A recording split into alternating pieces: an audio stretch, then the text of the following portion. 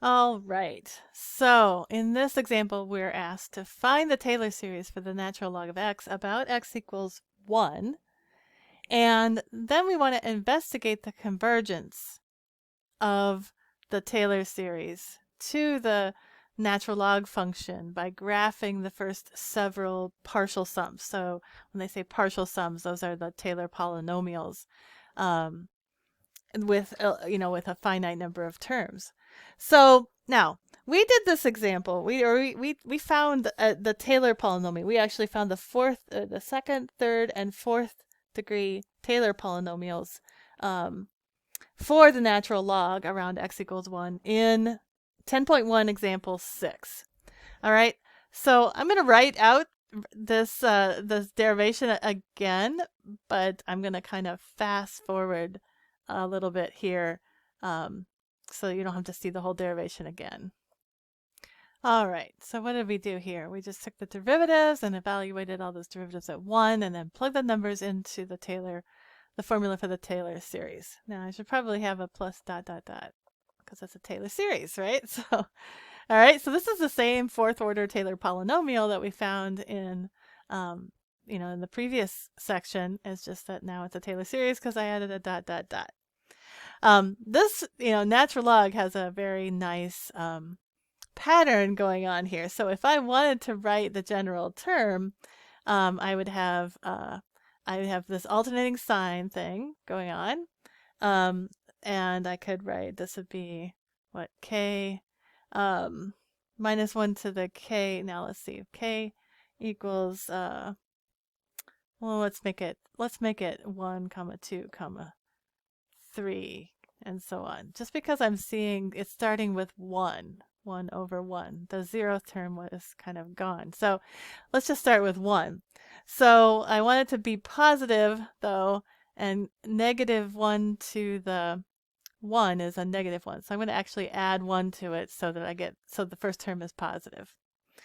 All right, and then I'm going to have over k factorial, right, because it's just going 1, 2, 3, 4, and so on. And then I'd have x minus 1 to the k power.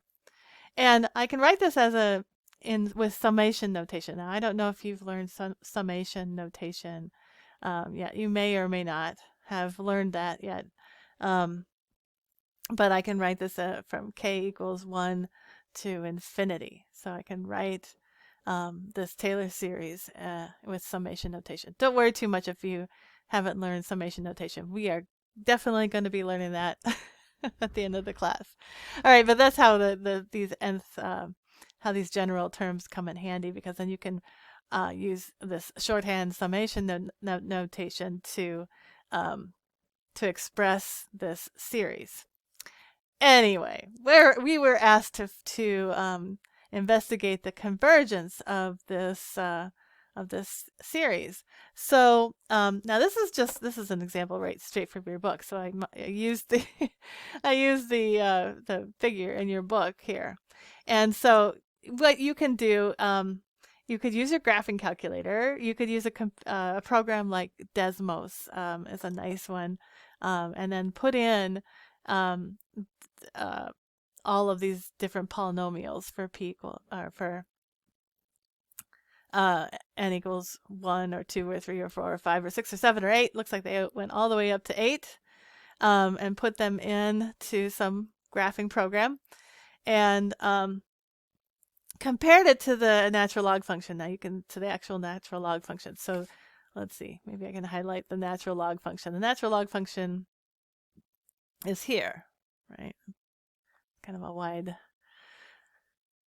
Kind of a wide highlighter there, but you can see the natural log function is there, and then here are all these polynomials. So if you look at the convergence of it, now we're modeling the function around x equals 1, right? That's our a value.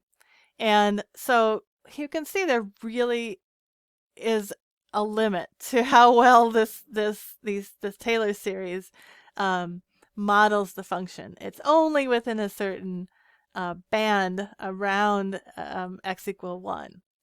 And that's that there's something called the radius of convergence that we're going to learn about later. But you can see that really, maybe plus and minus 1, even then it's it looks pretty good, but it's not, it's not going to model um, the whole function. You can't use the approximation around 1 to model the whole function. All right, it's good within a certain band around 1. If you get too far out, it's not looking good, right? So, so it's sort of looking, well, maybe between the 0 and 2. It might be okay, but even then, 0 is not real great.